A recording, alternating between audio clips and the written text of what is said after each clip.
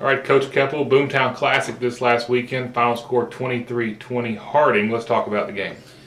Well, obviously, going in, we knew it was going to be a tough game. Harding was ranked #1 defense in the country. They were #1 rushing offense in the country going into the game. So you looked at it statistically, both teams, we were very even.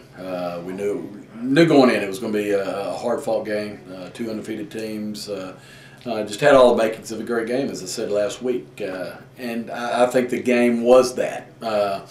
Maybe marred by some flags, but that's part of the game. And there's some things looking back at the game that we know we made some mistakes in some key areas that let the game get away from us. Defensively we played outstanding. Unbelievable, really. To hold Harding to no rushing touchdowns, to a 2.4 average on 54 carries. Wishbone offense is an unbelievable performance out of our defense and what they did. Offensively, we knew it was going to be hard yards to get. Through the first touchdown pass of the year against Harding, had two more that they marked down on the 1 yard line, actually inside the one. So to throw the ball as well as we did against a team that had not given up a touchdown through the air all year speaks pretty well for what we can do on offense. Obviously we'd obviously like to move the ball a little bit more freely, but when you play a good team, that's not going to happen. And but I think the biggest area that really kind of was a thorn in our side, obviously, was our kicking game. It really caught up to us Saturday. The block kick shouldn't have happened. That was one key in the difference of the game. The blocked extra point, and they picked it up and ran it for 2. That's another key in the difference of the game. We got a penalty on launching on their shield on their punt team, and really, can't do that. Can't have those kind of situations. Picking up of the fumble and us blocking behind the ball when we're fixing to score and cutting a guy and getting called for it and bringing the touchdown back. Those were all critical errors that you can't have in a big game against a good team. And we had them, and that was the difference totally. And it came down to a 44-yard field goal at the buzzer to get that. So hard fought game, great game. Really hard fought on both sides. Obviously some things went down at the end of the game that I hate to see go down. It shouldn't happen, but both teams were very intense and very into the game. We had a call there at the late of the game, at the very end of the game, that put them in field goal range. That was obviously everybody disputed, but we didn't get beat because of the officials. Officials did not beat us; we beat ourselves. The good news is going into the game, we felt like we go over here and we beat Harding. We've really proved a lot to ourselves and to the people that follow Southern Arkansas University, and we didn't come out with a win, but we did still prove a lot as far as where we're at. This is a team that beat us 64-14 last year. We had a great plan on the defensive side of the football. We moved the ball against the #1 defense in the country. And it came down to them having to make a 44-yard field goal. I saw pro teams that didn't make those this weekend. So, we hate the loss, upset about the loss. 4-1, still good. We're still in a position where we can possibly control our destiny. If Henderson does what they have been doing to everybody else and beats Harding this weekend, we take care of East Central, then we're back into a situation where we could play ourselves into a big game against Henderson State here in about 3 weeks. Yeah, talk about just the team's overall, I guess their attitude after the game as far as not going 5-1, being 4-1, but playing Harding so close. How did the team take that? Well, people on the outside don't understand what all goes into football. There were some people that made some comments that, because of our show of emotions at the end of the game, they portrayed it in a negative way, and maybe it was negative in some aspect. There's a lot of negative at the end of the game that's not condoned by any of the coaches, that we're an undisciplined team. Those people never played the game. For what our guys go through on a daily basis, the discipline they have to be a part of this football team, the discipline they have to go to school and do the schoolwork they have to do, and the hard work that they got to put in, and to fight for all your work to the end of a game like that and get beat on a 44-yard field goal, that's a dagger to anybody's heart. And it obviously is going to deflate guys and take a lot out of them. But I think kids are more resilient probably than coaches are.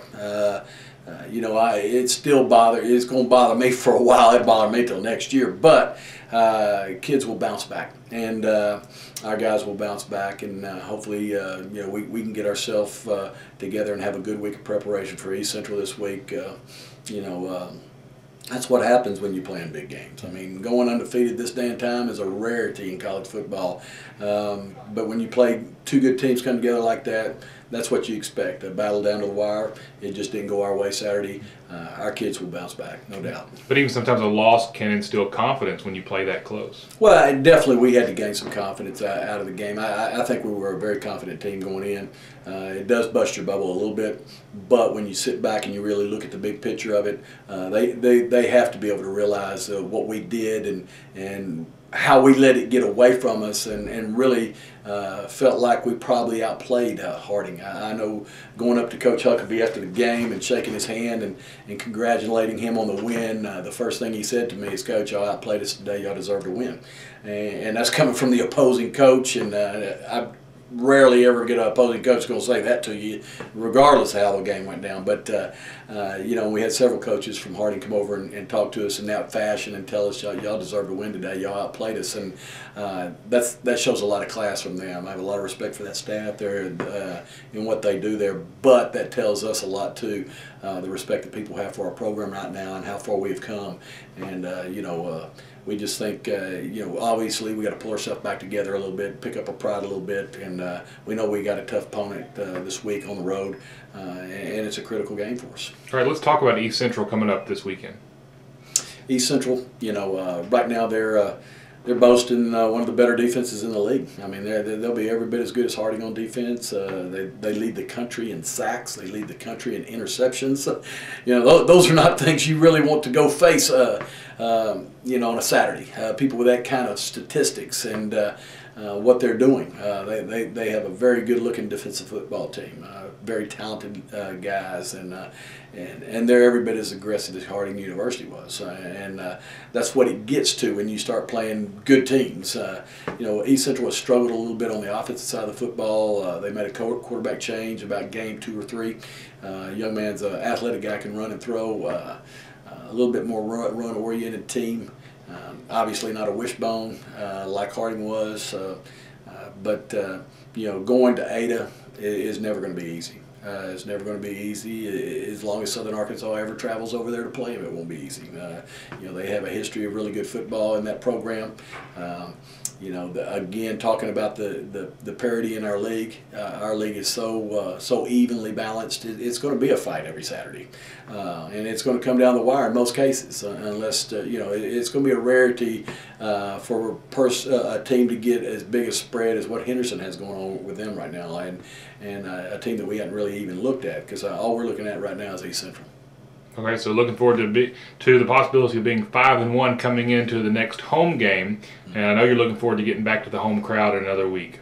Well, yeah, I mean, we've only played one game in Wilkins Stadium this year, and that's tough. We played, you know, 5 games and 1 on the road, and we're 4-1. I mean, that's pretty good. I mean, even though you know, the game this last weekend was a neutral site, but you know, still we've been on the road 3 times and then a neutral site. You know, so we're definitely looking forward to getting back home. I mean, and we played most of our games the rest of the year at home, so that's good for us. But you know. Definitely would love to be able to come back to a homecoming crowd, and definitely like to be able to come back to a homecoming crowd 5-1. All right, Coach. Well, we will see how this weekend turns out, and we will talk to you next week. Okay, thank you.